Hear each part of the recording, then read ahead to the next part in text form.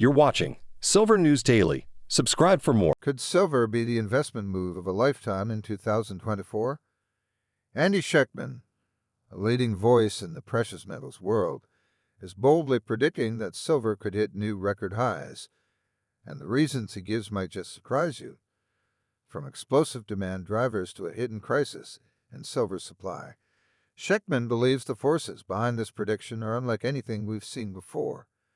Stick around, because what he shares could completely reshape how you think about silver in the coming year. What you just said. I mean, how many times on your show have I talked about bail-ins and money market gating? 2 weeks ago, we talked about money market gating and your experience in that. And, you know, the Dodd-Frank Act, after the '08 crisis, addressed money market issues as everyone was yanking their money out of Lehman Brothers as they were failing, destabilizing the money markets. And let's remember that there's $7 trillion or just under in the money markets right now. It's not just all John Q. Public. It's not us. It's half of that money or more is institutional, pension funds and insurance companies and whatnot.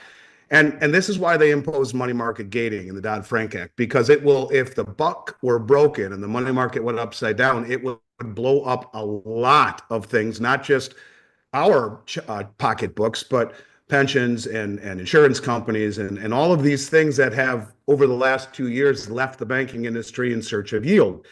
So at the same time, of course, they wrote in money market, or excuse me, bail-in legislation. And you know, when it originally happened, and when you and I were talking about it at least 20 times, it was phrased in or kind of framed in the light, well, why would they write it into law if it wasn't ever going to happen? So when Silicon Valley Bank and Signature Bank failed, banks that held Oprah Winfrey's money and all the tech startups and hundreds of millions in uninsured deposits, the senator from Oklahoma was furious, and rightfully so, when he was questioning Janet Yellen in the House inquiry.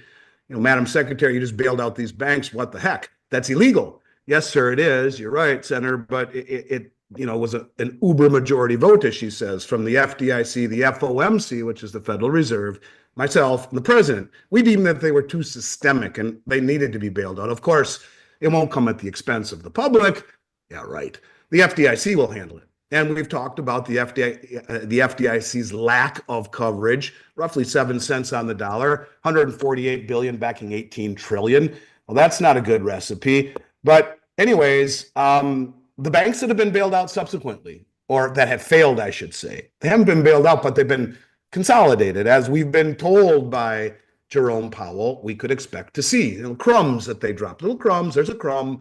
Yeah, they're gonna consolidate. That's a nice way of saying they're banks that are going to collapse, and other larger regional banks or J.P. Morgan, those kind of banks, will assume their position. For decades, a select group of powerful banks has controlled silver prices, quietly suppressing them by holding massive short positions, almost like a hidden cartel. This isn't just a theory. It's been confirmed by multiple investigations and even legal settlements. But now those same banks could be caught in a trap of their own making. If they try to exit their short positions to avoid spiraling losses, they could actually end up accelerating the very price spike they've worked so hard to avoid.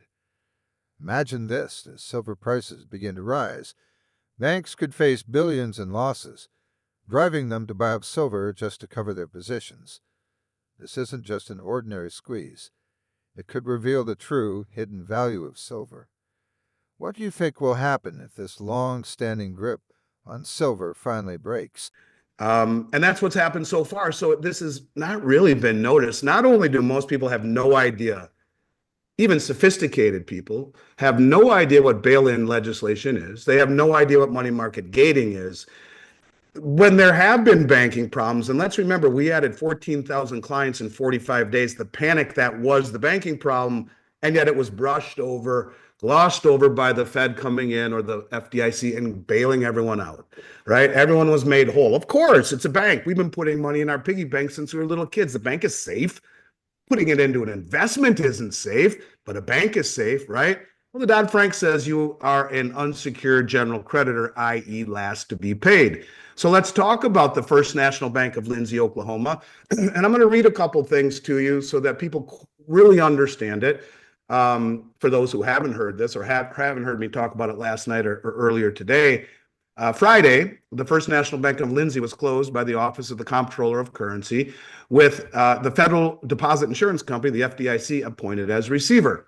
The OCC acted after identifying false and deceptive bank records and other information suggesting fraud that revealed deception of the bank's capital. The OCC also found that the bank was in an unsafe and unsound condition to transact business, and that the bank's assets were less than its obligations to its creditors and others. Now, let's just highlight that. I want people to remember what I just said there, that their assets were less than its obligations to its creditors and others. So highlight that and remember that for a moment. The OCC is referring the matter to the U.S. Department of Justice, which has a wide variety of tools to hold individuals accountable for criminal acts and focuses on victims in all of its matters. Okay, that's good. To protect depositors, the FDIC has entered into a purchase and assumption agreement with the First Bank and Trust Company based in Duncan, Oklahoma, which will assume the insured deposits of the failed bank. Now, this bank has 7 million. It's a small bank, only 7 million in uninsured deposits, right? Anything over the FDIC limit, 7 million. Not a big bank like Silicon, which had hundreds of millions. This has 7 million.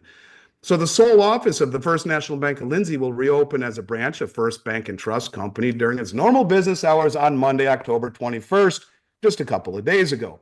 All depositors of the closed bank will automatically become depositors of First Bank and Trust Company, and their insured deposits will continue to be covered by the FDIC. Okay, that's good.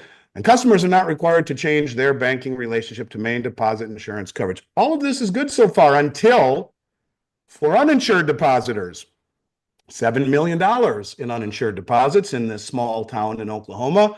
Ironic that it was the senator from Oklahoma that was grilling Janet Yellen. The FDIC has announced it will make 50% of those funds available. That's $3.5 million of the $7 million to depositors starting Monday, October 21st. Now, here's the kicker and what you mentioned in the onset, with the possibility of increasing that amount as assets from the failed bank are sold. Now remember, the assets are less than the liabilities. So when they sell whatever assets they are. Now, I was doing an interview with David Morgan today and talking about this. And he said, Andy, let me stop you. He says, I've been studying this stuff for a long time, and you're right. And what happens is that extra money, they're not going to get it if they are going to get it at all. Here's where things get even more intense. The silver market has been operating on a precarious imbalance between paper silver and actual physical silver. For every ounce of real silver, there are an astonishing 400-450 paper claims, essentially IOU, floating around. The problem: only a tiny fraction of these paper contracts ever stand for delivery. But what happens if more investors start demanding real physical silver instead of paper promises? COMEX, the major exchange for silver futures, is seeing its registered silver inventories drop to historic lows, and major banks are sitting on short positions that exceed the annual global mine supply. If even a fraction of these contracts call for physical delivery, we could witness a scramble that pushes silver prices to places we've never seen before. Yes, I mean, how about just the news? Like we always used to watch when we were much younger, and you'd come home and around dinner table, you might turn on the evening news back in Minneapolis, you and I, way back when. I mean, watching it should be front and center. There are a lot of people that are going to get really hurt. Imagine if you own a business where you have $5 million in an operating account. I mean, I think about this every day. What are you going to do with that? Mm-hmm. So it's a very, very, very concerning time. And these banks are very systemically connected. And if you look at all the crumbs and the admission by the Federal Reserve that this is going to happen, there's going to be consolidations. At what point does a consolidation turn into a bail-in? Here it is. And this is only 7 million. So they're benevolent enough to give the poor peasants $3.5 million, but they bailed out completely Silicon and Signature to the tune of hundreds of millions. It's really a very concerning, frightening thing done again. And I in my heart believe that this is a fuse that was lit, and this is not the end of it. Who knows what happens? I don't mean to try and be sensational, but I can't believe that this has happened, and yet no one's really freaking out about it. On the supply side, silver's future looks even more strained. Global silver mine production has been declining since its peak in 2016, and only about a quarter of all silver mined actually comes from dedicated silver mines. Most silver is extracted as a byproduct of mining for other metals like copper, lead, and zinc. That means silver production isn't just affected by demand for silver alone, but also by market conditions for these other metals, making it less responsive to changes in silver demand. Adding to this, discoveries of new silver deposits have fallen by over 50% in the last decade, and development of new mines is a slow, costly process that can take up to 10-12 years from discovery to production. That's a long lead time, and with fewer new discoveries, future supply could be even tighter. What's more, silver isn't just mined and stored. It's a depleting asset with limited recycling potential, as a large portion of silver used in electronics, solar panels, and medical applications is effectively lost once it's in use. Recycling is either too costly or technically challenging. The picture here is clear.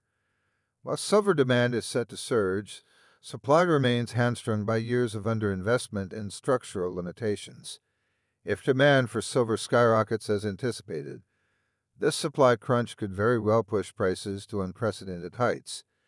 Could this be the beginning of a real silver shortage? Up rates by 500 basis points in a period of a year, right before the banks start to collapse. And now you have all these banks with toxic debt. So what did the Fed just do a week or two ago? They lowered rates by 50 basis points, right? Have you looked at the 10-year Treasury and the 30-year Treasury? Since they lowered rates by 50 basis points, guess what's up by almost exactly 50 basis points? The 10-year Treasury and the 30-year. It's the opposite of what they had intended, because the world says, no, no, no. Do you think we're going to be that dumb to hold duration bonds? A 10-year and a 30-year bond, and the 10-year is what the mortgages are based off of. You got mortgage rates up again to 7%. It's what the credit cards are based off. With average credit, you're at 24%. With bad credit, you're at 27% on average on the credit cards right now. So the 10-year, which is really the important one, has gone up as much as the rates on the short side of the curve have gone down. And that's the world's way of saying that we don't have an appetite for your debt with any duration at these rates. They have to be much higher. So I find it interesting that is affecting the banks because they have the 10-year Treasury. So again, it further starts to upset the apple cart in terms of the assets that these banks are holding. So as they continue to lower rates, is it going to be 50 basis points? That's what everyone thought. I think the smart money is saying more like 25 basis points now, but who knows? As they continue to lower rates on the front end, signaling inflation over austerity, you're going to have less and less appetite to hold the long end, which leads to monetization, which leads to the only one dumb enough to buy it is the Fed, which leads to hyperinflation, which leads to higher rates. They're trapped. They're trapped, and the world knows it. And the banks are at the center of all of this as they're loaded up with treasury debt. And then you see all the money leaving the banks, making it more unstable, going into the money markets. Well, we got that covered too, because we're going to gate them and they can't get out. So, there's a fine line between conspiracy and reality, Dunnigan, but I mean, this is too stupid to be stupid. The fact that you don't have this as breaking news everywhere, so people can get out of the way of this, is just unconscionable. And you're going to wrap up a lot of good people who never saw it coming, because you can't get out of the way of what you don't see coming. And that's why I even joke all the time, there are a lot of well-read people who just read the wrong stuff that are get hammered by this. And if it can happen in rural Oklahoma, don't think it ain't going to happen in one of these big cities that are loaded up on commercial real estate, that as commercial real estate starts to literally blow up, that will materially affect one of these banks, that they're going to have so much in unfunded or uninsured rather. On the demand side, silver is becoming indispensable. It's not just valued as a precious metal. Silver's unique properties make it crucial in a wide range of modern industries. Let's start with green technology. Silver is a core component in solar panels, which require it for conducting electricity efficiently. As the world races to meet clean energy targets, demand for solar panels is exploding, with no substitute in sight for silver's role. Electric vehicles, EVs, are another major driver. Silver's conductivity and durability make it ideal for use in EV batteries, wiring, and other critical components. As governments worldwide push for electric vehicles to combat climate change, silver demand is positioned to soar. Some analysts even suggest that each EV could require as much as 1.5 ounces of silver, a small amount that, multiplied by millions of vehicles, adds up fast. Beyond green tech, silver's uses extend to electronics, where it's found in smartphones, computers, and televisions, and to medicine, where its antimicrobial properties are essential in wound dressings and catheters. Silver is even used in optics, military applications, and defense systems, where precision and reliability are critical. In short, silver's versatility is unmatched, and its role in key industries is only growing. As the world transitions to a more technology-driven, sustainable future, silver is emerging as a cornerstone resource. The demand side is stacked, and the supply struggling to keep up. It's no wonder experts like Andy Schechtman are predicting a record-breaking year for silver prices. Are we witnessing the dawn of a new era for silver in modern industry? By the way, it's 4 years they have, up to 4 years to receive this money, as you and I have talked about before. But he said, it's my understanding that these people who have been affected will receive shares of the new First Bank of Duncan or whatever it is here. And so they're not going to get cash back. They'll get shares of a new bank. This is an eye-opening experience. And in essence, you have $1 million in the bank.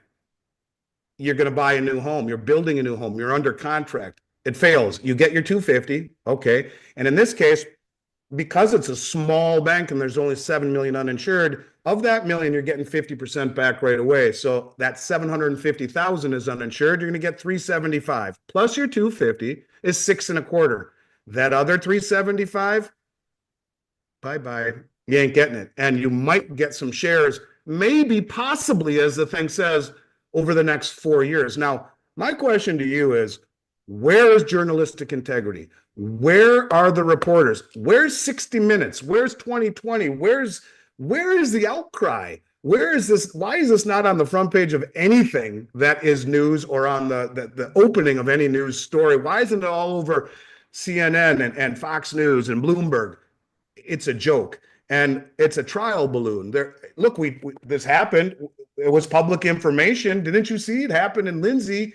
So all that it will take is for a bank to be bailed in, a big bank, really bailed in, and maybe they don't even get the 50%, or a money market gating environment to trigger craziness. I would like to add one last piece to this before I take any questions or comments from you.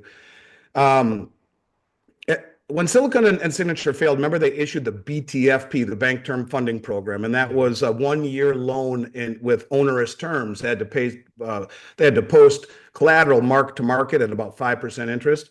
And if you look at what the liquidity in the banking system looked like right before they started that, they put that money in because things were collapsing as liquidity was drying up. Bill Holter always talks about this environment being one of a potential liquidity crisis. Well, it looks exactly like it did in 2019, right before the repo market blew up, and exactly like what it looked like in 2020 when the stock market blew up. And that's exactly what it looked like when those banks failed, a liquidity crisis. So they injected all this money. Now, guess what day the BTFP is set to be drained to zero? All of the loans must be paid back. You have a guess what day that is? I think it's the day before the election. It'd be the day after the election. The day after the election. And so you want to talk about a rug pull. If they really wanted to pull the rug and set Trump up for this kind of, if he wins or whoever wins, maybe if it's Trump, maybe they like it. Maybe they extend it, or maybe not. Maybe in the midst of craziness, in terms of half the country being beside themselves, and what we've seen over the last few years is any indication of what we could see. It's frightening. Add into it people losing their money. And as Gerald Celente often says, when people lose everything, they lose it. So, you got 5 million in the bank and all you get back is 250,000. Are you going to lose it? I think a lot of people would. I think people need to be made aware of this. And the fact that this isn't front and center, then again, it is absolutely mystifying to me. So anyways, that's what I... As the silver market heats up, there's an unexpected force that could shape things up even more: the BRICS Plus alliance. This coalition of emerging economies, including Brazil, Russia, India, China, and South Africa, now expanded with new members like Saudi Arabia and UAE, has been quietly challenging the dominance of Western-led financial systems. Together, the BRICS Plus countries represent almost half the world's population and over a third of global trade, making them a formidable economic bloc. But how does this relate to silver? In their efforts to reduce dependency on the US dollar and Western financial institutions, BRICS Plus nations are increasingly interested in tangible assets, like precious metals, as stores of value and alternative trading mediums.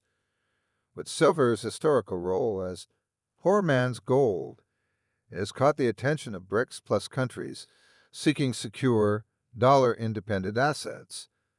This shift could dramatically increase demand as these nations start to stockpile silver alongside gold to shore up their financial independence.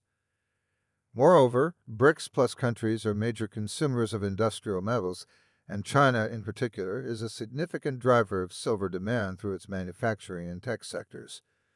If BRICS Plus nations lean further into silver as a strategic reserve and industrial resource, we could see an unprecedented spike in demand. In essence, silver is becoming more than just a commodity. It's on its way to becoming a symbol of economic independence from Western influence. Could this push from BRICS Plus nations be the catalyst that propels silver to its highest levels yet?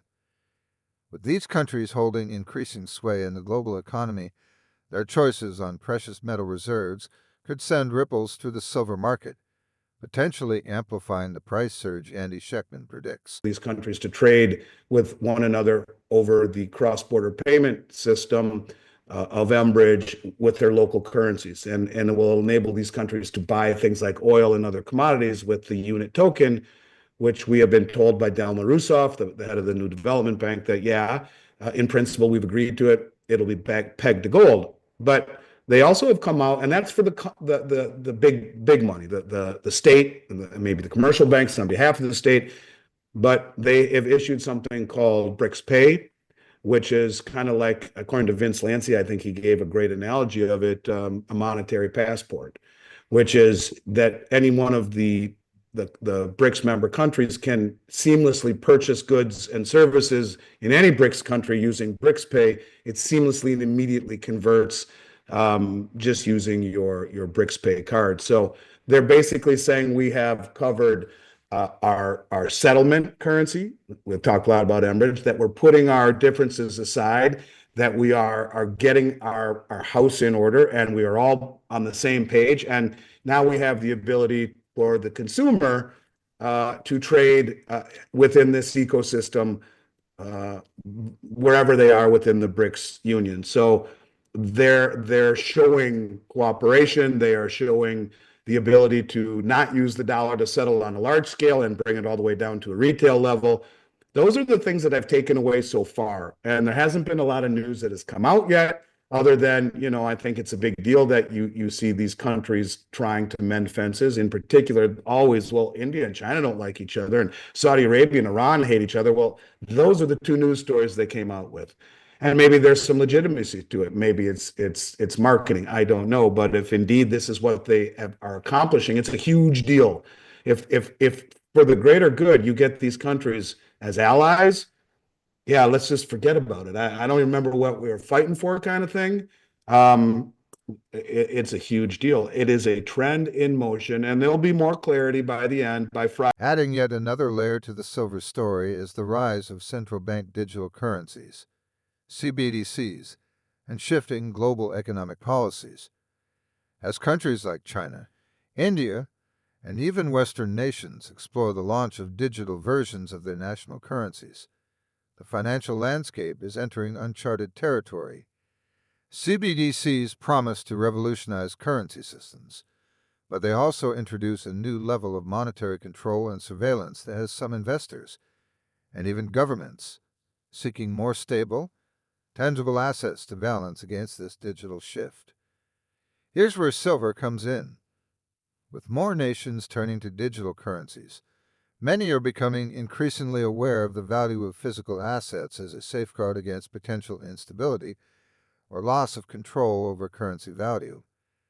Digital currencies could make it easier for governments to implement policies like negative interest rates or even restrict certain types of transactions, creating a sense of vulnerability among citizens and investors alike. For some, this vulnerability signals a need for assets that can't be easily controlled or manipulated by digital means. Precious metals, and especially silver, have become attractive for those looking to hedge against the uncertainties introduced by CBDCs. Unlike digital currency, silver is tangible, finite, and historically stable, qualities that make it a solid choice in uncertain financial times. Andy Schechtman argues that as CBDCs grow, so will the appetite for silver as a hedge against these new economic policies. Could this silver surge be, in part, a reaction to the digital age, where people increasingly seek a balance in assets they can hold in their hands? As more governments embrace CBDCs, the demand for precious metals might only strengthen, fueling the momentum toward the all-time high Schechtman foresees for silver. The point of it is then they start to leave, and those businesses fail, and as less revenue comes, the quality of life deteriorates further, so more people leave, more businesses leave, and we're not going to re-up that lease. I mean, we've already proven that we can work from home. Boom. It's just like a systemic chain reaction. It doesn't happen all at once. Well, maybe it does. And this is the little by little and then the all at once. And so when that happens, what happens to the banking system? Poof. That's when you get the bail-ins. That's when you get the money market gating. That's when it becomes a terrifying experience. And who's going to reliquify the system if not? Oh, the Fed can come into the rescue again and add a whole bunch more liquidity. So we just get more and more and more inflation in a slowing economy, stagflation. The point of it is that these are real things. And, you know, a lot of the things that you and I have talked about, I sometimes, when I'm alone and I'm thinking about, man, it's crazy. These things that Dunnigan and I have talked about for 3 years are all coming true. And on one hand, I feel proud that I was stupid enough to go online and say these things and they've happened. I'm like, wow, maybe I am paying attention. Maybe I got this. But I'll tell you, it's scary as hell right now, because I think this is something I've talked about, but to see it here even a little bit, 50% of those uninsured deposits, maybe you get them back. That's a bail-in.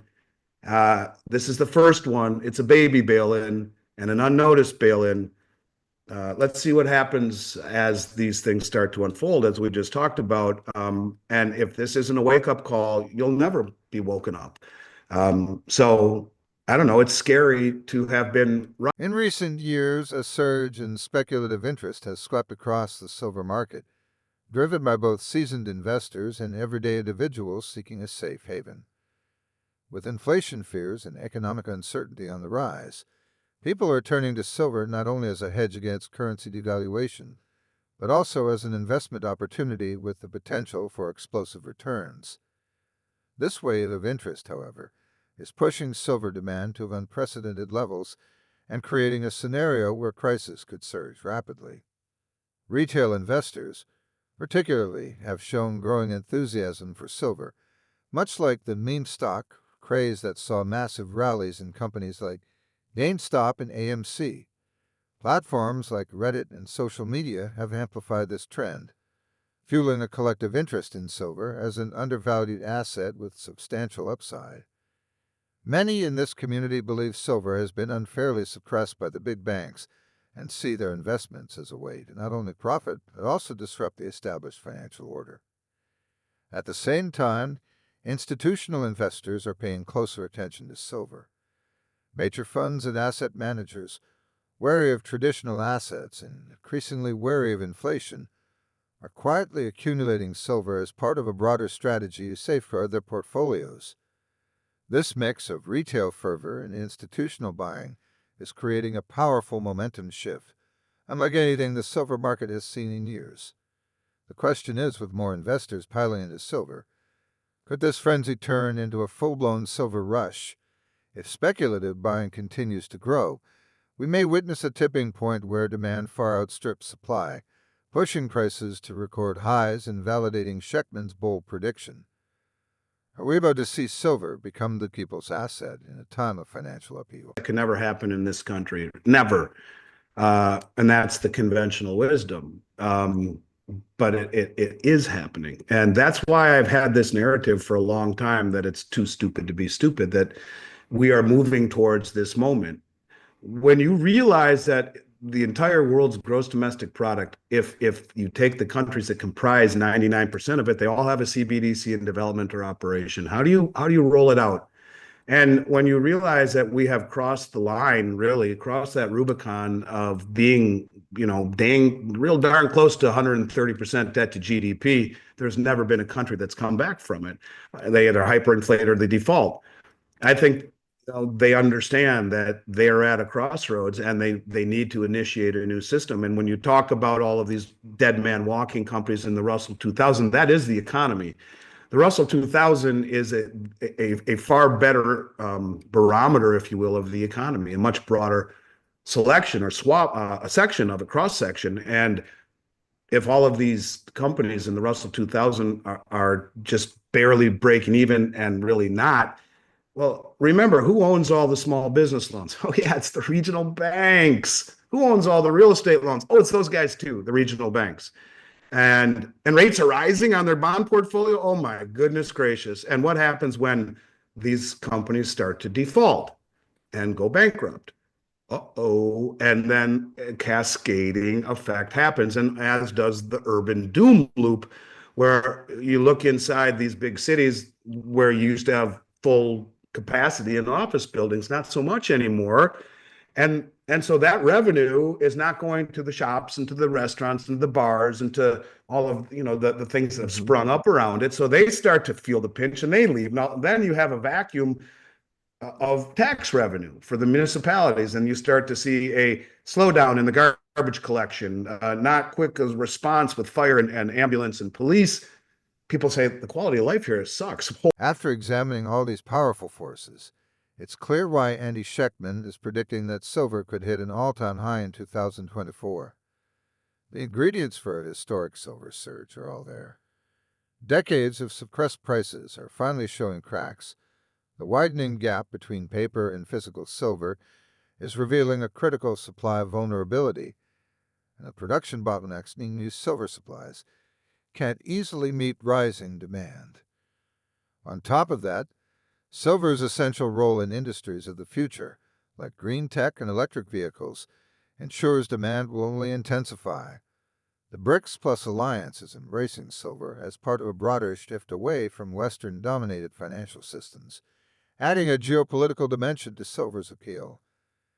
As digital currencies roll out and economic policies continue to shift, more people are recognizing silver's timeless value as a stable, tangible asset in an increasingly digital world. With speculative interest building, and both institutional and retail investors seeing silver as a hedge against economic volatility, we're witnessing a convergence of factors that could push silver prices to unprecedented heights. Sheckman's prediction is more than just bold. It's rooted in economic, industrial, and geopolitical shifts that are unfolding before our eyes. As these forces come together, silver may finally break free from years of manipulation and suppression, reaching the record-breaking highs that Sheckman envisions. If you've been on the fence about silver, now might be the time to seriously consider its potential. But remember, as always, this isn't financial advice. Just a look at the seismic shifts that could make 2024 a year to remember the silver market.